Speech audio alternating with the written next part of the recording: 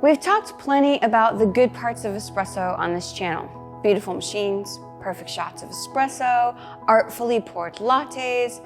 But today, we're here to talk about the bad. Soggy pucks, terrible shots, coffee spraying so bad that it ruins your favorite shirt. Yep, we've been there too. Hello, I'm Sam at Clive Coffee. If anyone knows the terrors of home espresso, it's me. And for that matter, the rest of the team at Clive. May our mistakes and those who have braved home espresso long before your time make your coffee journey easier and your shots better. Today, I'll be troubleshooting espresso, the kind of shots that gush out, taste terrible, looking at all the potential culprits so you can have more fun making coffee at home. No matter how nice your equipment or perfect your technique, if your coffee is bad, so too will be your espresso. So first things first, use great coffee. What's good? Well, that's up to you, but to our standards, anything that was recently roasted. We recommend buying beans when they're up to 10 days off roast. This allows you to work through the entire bag before it gets too old. The older the coffee, the more time it's had to off gas and release all the things you want to extract from the coffee. When all that stuff is gone, water doesn't have anything else to pull, and instead it quickly runs through the grounds and likely sprays everywhere. Before going through the hassle of trying new recipes and changing your grind size, just go buy a fresh bag of beans. I'll wait. If you are using fresh beans but still having difficulties, let's take a look at your recipe. An espresso recipe consists of three things: dose, yield, and time. The dose measures the amount of ground coffee in grams you put into your machine. The yield is your total output of liquid espresso, and time is how many seconds it takes for your shot to pull from the moment you engage your pump until you reach your yield. Having inconsistencies with your recipe can be a reason for varying shots, channeling, or gushers. A good starting recipe is to pull 2 parts espresso to 1 part ground coffee. We're using 18 grams of coffee and pulling 36 grams of espresso.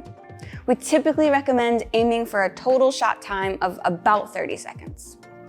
This doesn't guarantee a perfect shot or extraction, but it's a great starting point. So weigh your dose, prep your shot, and then start your timer as soon as you engage the pump. Once you reach your yield, stop the shot and see how much time it took.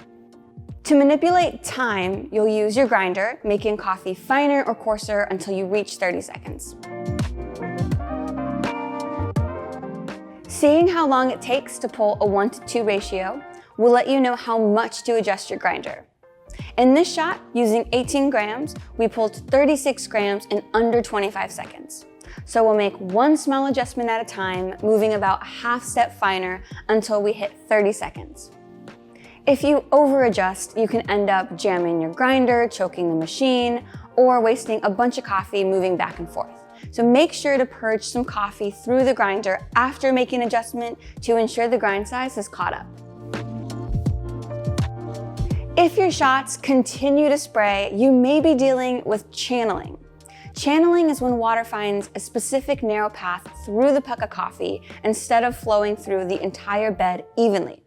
This typically looks like a shaky shot or a stream of water shooting diagonally from the portafilter. If you're using a bottomless portafilter, you can see channeling when the espresso favors one side of the puck. There are gaps in the bed or pinholes in the puck post-shot. This can be caused by coffee that is ground too fine or poor technique.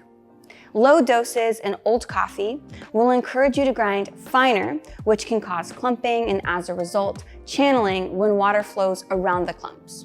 Channeling can also occur due to poor distribution methods or carelessness when prepping your shot, such as accidentally bumping it on the group head, creating a crack in the bed, or tamping unevenly, causing water to favor one side. Simplify your routine. Keep distribution minimal by lightly tapping the side of the portafilter just a few times, tamp evenly with consistent pressure, and carefully place the portafilter into the group.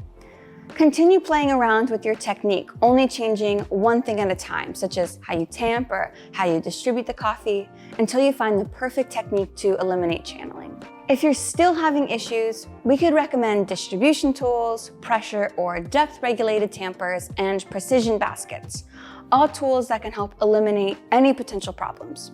Leave comments or questions below, and as always, thanks for watching.